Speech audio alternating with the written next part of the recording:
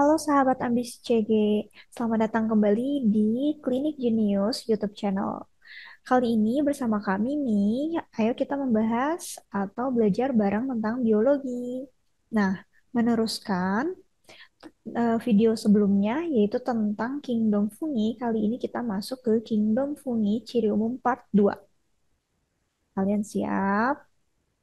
Kita mulai ya. Kakak akan mulai dari lanjutan yang video sebelumnya ya. Kalian bisa tonton video sebelumnya di playlist biologi YouTube Klinik Genius. Oke. Nah, kakak akan melanjutkan video yang sebelumnya. Jadi kemarin video yang lalu yang kalian sudah lihat itu sudah ada 7 ciri umum dari fungi atau jamur. Kita lanjut ke ciri yang ke-8. Kalau kalian lihat, si fungi atau jamur itu semuanya tidak ada yang berwarna hijau kan ya? Rata-rata warnanya putih atau coklat. Nah, itu karena si jamur tidak memiliki atau tidak punya yang namanya klorofil. Jadi tidak seperti tumbuhan yang bisa berfotosintesis. Kalau si fungi ini dia sifatnya atau cara hidupnya heterotrof. Ada yang masih ingat heterotrof itu apa? Artinya tidak dapat membuat makanan atau nutrisi sendiri di dalam tubuhnya. Ya, jadi berbeda dengan tumbuhan yang dia itu bisa berfotosintesis, artinya dia autotrof, bisa membuat nutrisi sendiri dalam tubuhnya. Jadi cara hidup dari si fungi itu dia cara hidupnya karena dia tidak punya klorofil, dia cara hidupnya yaitu dengan heterotrof. Nah, cara hidup heterotrof ini apa saja contohnya kalau di fungi? Kalau pada fungi ini yang pertama ada yang bersifat parasit. Apa itu parasit? Parasit artinya dia menumpang, menumpang hidup di organisme lain. Jadi dia nanti akan mengambil, dia nanti akan mengambil makanan atau nutrisi dari organisme lain untuk dia ya. Ya, jadi untuk yang parasit ini dia menumpang hidup di organisme atau di makhluk hidup lain. Gitu. Jadi organisme lain itu disebut juga dengan inang. Ya. Nah, biasanya kalau yang parasit ini dia umumnya juga patogen. Apa itu patogen? Patogen itu artinya dia adalah penyebab penyakit. Jadi dia bisa menyebabkan penyakit tertentu misalnya seperti panu, kadas kurat itu salah satu penyebab dari penyakit karena jamur. Baru yang kedua, selain sebagai parasit, dia juga bisa sebagai saprofit. Apa itu saprofit? Ini nama lainnya adalah pengurai. Ya, saprofit itu artinya dia memperoleh zat organik. Kalau tadi parasit, dia mengambil dari organisme lain, dia menumpang. Kalau saprofit, ini dia memperoleh zat organiknya dari sisa makhluk hidup. Jadi dia mendapatkan dari sisa organisme seperti sampah-sampah ya, atau makhluk hidup atau organisme yang sudah mati. Nah, jadi sisa profit ini disebut juga sebagai decomposer ya, atau bisa juga sih dia disebut sebagai agen pembusukan. Selain dari parasit dan saprofit, ada yang lain nih. Jadi ada cara hidup dari si fungi yang dia tuh bisa bersimbiosis. Simbiosis yang dilakukan itu simbiosis mutualisme. Jadi keduanya sama-sama untung. Nah, contohnya apa? Contohnya ada dua. Yang pertama kita bahas dulu si lichenes. Lichenes atau disebut juga dengan lumut kerak. Nah, lichenes atau lumut kerak ini dia simbiosis antara jamur dengan fungi. Biasanya funginya dia yang kelompok Ascomycota dan Basidio. Nah, dengan alga kelompok Chlorophyta dan Cyanophyta. Nah, nanti si air ini nanti akan disediakan oleh jamur. Nanti fungi itu dia nanti akan menyerap air yang akan digunakan untuk keduanya ya, fungi dan alga untuk hidup. Sedangkan alga berfotosintesis. Jadi nanti alganya dia berfotosintesis dan menyediakan zat organik. Jadi dia menyediakan nanti zat organik atau makanan untuk dirinya sendiri dan untuk fungi. Tuh, nah macam-macam lichenes nanti akan dibahas di Kingdom Plantae ya. Lalu selanjutnya, selain itu juga ada mycorrhiza. Myco itu artinya jamur dan rhiza itu juga artinya dalam bahasa Latin ya, artinya akar. Jadi ini adalah simbiosis antara jamur atau fungi dengan akar tanaman tingkat tinggi. Nah, dibagi menjadi dua biasanya ya.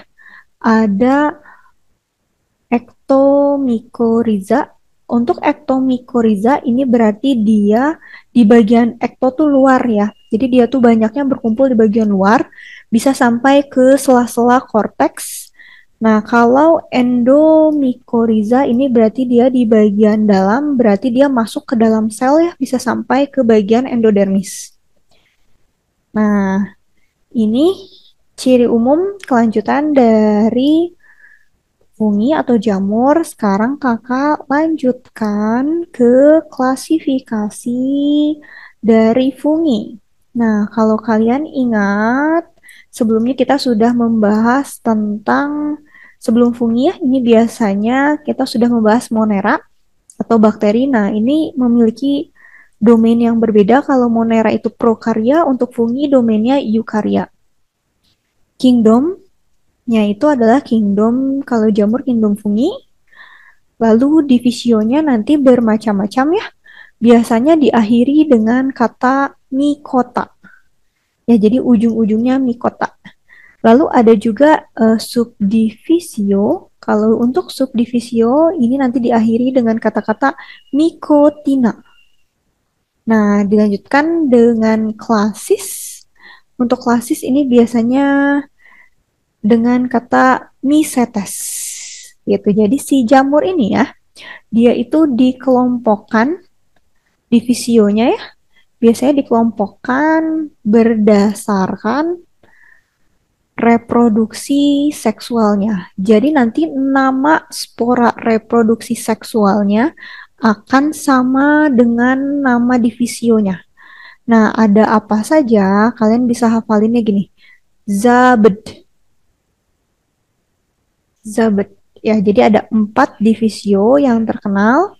Ya, itu ada Zabet. Z-nya adalah zigomicota. Untuk A ini ada ascomycota. B-nya itu adalah basidiomycota. Terakhir D-nya adalah deuteromycota.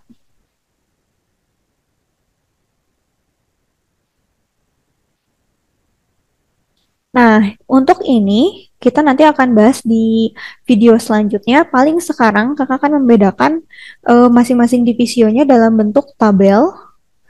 Ya, jadi tadi ada keempat divisio. Pertama ada divisio zigomicota, yang kedua ascomycota, yang ketiga basidio. Makanya kalian bisa disingkat dengan Zabet, ya.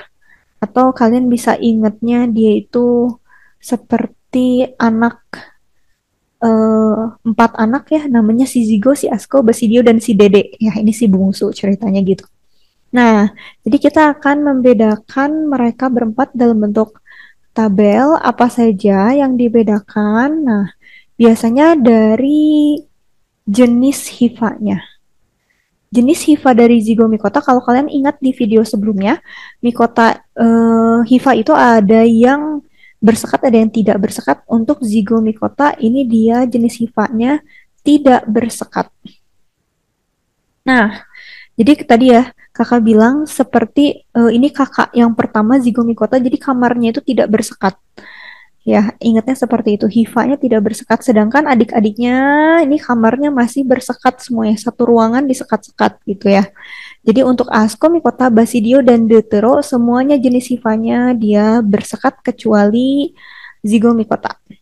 Nah, maaf ya ini garisnya miring-miring-miring karena kakak tidak bisa membuat garis lurus. Lanjut ya, kita lanjut ke reproduksi aseksualnya. Nah, untuk reproduksi aseksualnya ini biasanya mengikuti jenis hifanya. Jadi kalau jenis hifa yang tidak bersekat, ya, ini dia menggunakan jenis spora, sporangiospora. Sporangiospora ini nanti akan keluar dari yang namanya sporangium. Untuk yang bersekat, ini reproduksi aseksualnya menggunakan conidiospora. Jadi semuanya sama ya.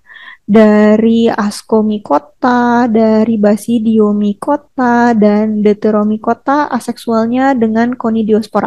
Conidiospora ini nanti didapatkan dari conidia. Ya, kotak sporanya disebut dengan conidia atau conidium. Gitu. Nah, kita lanjut ke reproduksi seksualnya. Untuk reproduksi seksual, ini nama sporanya sama dengan nama divisionya. Jadi kalau zigomikota, ini dia reproduksi seksualnya dengan zigospora. Untuk ascomycota dengan ascospora. Untuk basidiomycota berarti dengan basidiospora. Nah, bisa tebak kalau yang deutero? Untuk yang deutero ini belum diketahui. Ya, jadi perbedaannya kata kakak kan tadi ya ingat ini tuh kayak zigo tuh kayak kakaknya, Asko, Basidio, terus Deutero tuh dedeknya. Kalau dedek kan belum boleh ya reproduksi seksual masih kecil. Ya, jadi kalau misalnya ada jamur yang belum diketahui reproduksi seksualnya, dia akan dimasukkan ke dalam kelas Deuteromycota. Tapi misalnya selanjutnya diketahui nih, ternyata dia menggunakan Ascospora. Nah, nanti dia akan dipindahkan ke Ascomycota. Gitu. Jadi keempat divisio ini ya ciri khasnya apa? Ciri khasnya untuk yang zigo dia satu-satunya yang tidak bersekat. Berarti dia memiliki hifa. Kalau kalian masih ingat di video sebelumnya ada namanya soenositik atau hifa senositik yang memiliki banyak inti sel ya. Nah, untuk ascomycota ini dia tuh hifanya berbentuk ascus nanti ya. Nanti akan kakak jabarkan. Terus ini biasanya memiliki banyak manfaat di bidang pangan, ya itu biasanya di bidang pangan seperti ragi itu biasanya di Ascomycota. Seperti itu. Nah, kalau Basidio ini dia kalian bisa lihat bendanya seperti apa, jamurnya seperti apa, dia multiseluler, dia yang bentuknya cendawan tadi ya. Kalau sudah lihat video sebelumnya ada yang namanya bentuk tubuh cendawan karena dia memiliki yang namanya tubuh buah.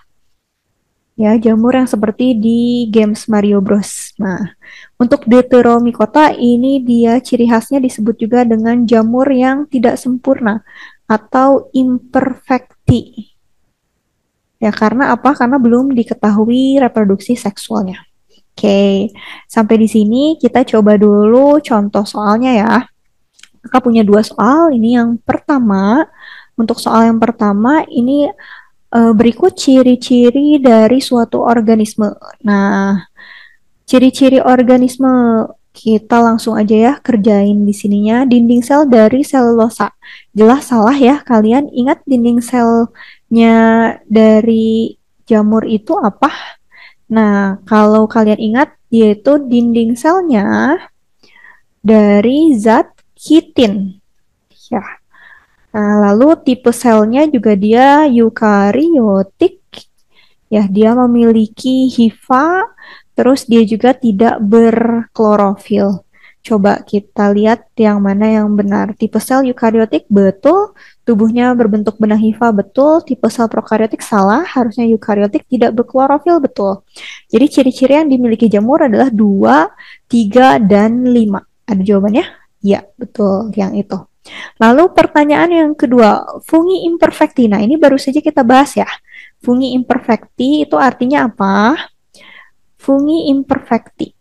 Nah, im itu artinya tidak, ya. Perfect itu artinya sempurna. Berarti ini tidak sempurna.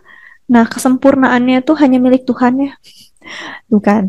Nah, tapi kesempurnaannya itu dilihat dari reproduksi seksualnya. Makanya dia belum diketahui reproduksi seksualnya. Tapi nanti suatu saat misalnya sudah diketahui nih, oh ternyata reproduksi seksualnya dengan Basidiospora atau Ascospora, nanti dia akan dipindahkan ke kelas tersebut. Nah, masih ingat kan kelas divisio apa? Divisio Deuteromycota. Oke, kakak cukupkan saja ya sampai di sini. Semoga bisa membantu kalian belajar di rumah. Sampai ketemu di video selanjutnya ya. Jangan lupa juga nonton terus video-video lainnya. Jangan lupa subscribe, like, komen, dan share. Sampai jumpa dan terima kasih.